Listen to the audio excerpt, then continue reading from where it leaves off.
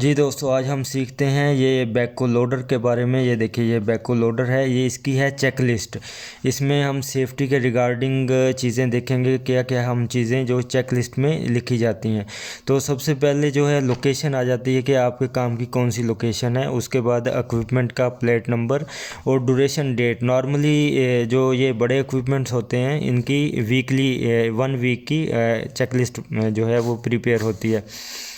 तो आगे मैन्युफैक्चरर कौन सी कंपनी ने मैन्युफैक्चरिंग किया है और मॉडल क्या है, और इसका एक कॉन्ट्रैक्टर गेट पास नंबर जो है वो इशू करता है, तो वो भी यहाँ पे लिखा जाता है। और कौन से ईयर में मैन्युफैक्चर हुआ है वो ये सारा इसके रजिस्ट्रेशन पेपर या डॉक्यूमेंट में मिल जाता है सारी चीज़ें। और इसकी कितनी कैपेसिटी है, और थर्ड पार्टी इंस्पेक्शन जो कि हर इक्विपमेंट का मस्ट होता है, जो एक थर्ड पार्टी कंपनी जो इसकी इंस्पेक्शन करती है इस चीज़ को वेरीफाई करने के लिए कि इंडिपेंडेंटली ये मुकम्मल तौर पर सेफ़ है काम के लिए। तो जी देखते हैं सबसे पहले नंबर 1 में क्या है। नंबर 1 में बीकन लाइट है। ये बीकन लाइट जो हैज़र्ड्स को आइडेंटिफाई करती है और लोगों को थोड़ा अवेयर करती है कि यहाँ पे इक्विपमेंट चल रहा है। तो ये जो हमेशा गुड कंडीशन में होनी चाहिए और क्लियर होनी चाहिए, और काम करने के दौरान ये वो बम्पिंग करनी चाहिए, रिंगिंग थोड़ा काट दे, ब्लिंकिंग करनी चाहिए। और आगे आ जाता है नंबर 2 पे बूम कंडीशन। बूम कंडीशन जो है वो मुकम्मल तौर पर ठीक होनी चाहिए।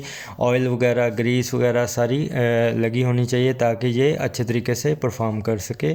और नंबर 3 पे हाइड्रोलिक होजेस। यहाँ पे हाइड्रोलिक होज होते हैं, हाइड्रोलिक होज भी मुकम्मल तौर पर गुड कंडीशन में होना चाहिए। और नंबर 4 पे हेडलाइट्स। हेडलाइट्स बहुत इंपॉर्टेंट हैं, तो ये हेडलाइट्स हमेशा वर्किंग कंडीशन में होनी चाहिए। और इसमें हेडलाइट में भी 3 चीज़ें आती हैं। Number 1 headlight, number 2 flood light, number 3 signal light. तो ये तीनों लाइटें एवरी टाइम गुड कंडीशन में होनी चाहिए।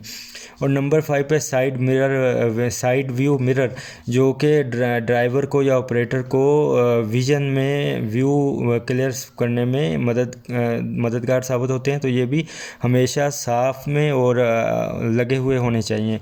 और नंबर 6 पे विंडशील्ड, जो कि बारिश में या वेट मौसम में शीशा साफ़ करने के लिए इस्तेमाल होती है। और नंबर 7 पे ऑपरेटर विज़न। ऑपरेटर का विज़न हमेशा क्लियर होना चाहिए और एक्सेस में आना चाहिए, उसको पूरा व्यू उसका क्लियर रहना चाहिए।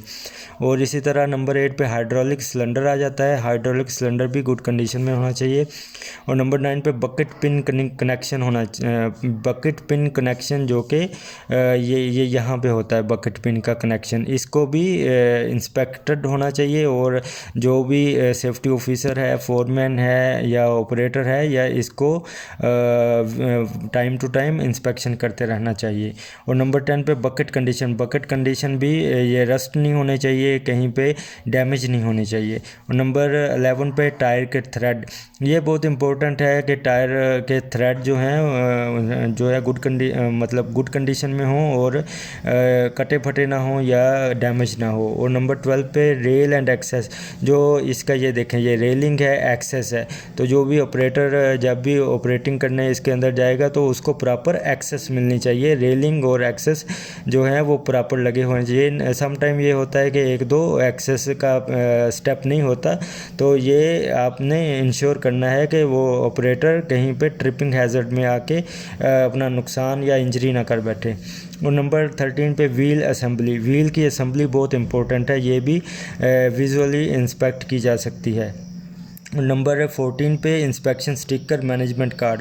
दोस्तों, एक मैनेजमेंट कार्ड बनाया जाता है कॉन्ट्रैक्टर की तरफ से, जिसमें ये सारी डिटेल्स लिखी जाती हैं। मिसाल के तौर पर जो प्लेट का नंबर क्या है, मैन्युफैक्चरर कौन है, मॉडल नंबर क्या है, कैपेसिटी कितनी है, कौन से ईयर में मैन्युफैक्चर्ड हुआ है, और जो इसका थर्ड पार्टी इंस्पेक्शन कब एक्सपायर हो रहा है वो एक्सपायरी भी लिखी जाती है। इसी तरह नंबर 15 पे परमिट टू वर्क। ये भी परमिट टू वर्क जो है ये यहाँ पे टिक होना चाहिए कि परमिट इस इक्विपमेंट का मस्ट बी ऑब्टेन्ड होना चाहिए। और 16 पे ऑडिबल रिवर्स अलार्म। दोस्तों, ये बहुत ज़्यादा इंपॉर्टेंट चीज़ है कि जब भी रिवर्स करें तो उसका अलार्म हॉर्न होना चाहिए, ताकि कोई भी आदमी जो वर्कर जो पीछे हो तो वो फ़ौरन तौर पे इस चीज़ को सुन के अलर्ट हो जाए और वहाँ से हट जाए। और नंबर 7 पे बैंक्समैन या सिग्नल मैन, जिसको फ्लैग मैन भी कहा जाता है, ये भी बहुत ज़्यादा क्रूशल रोल प्ले करता है।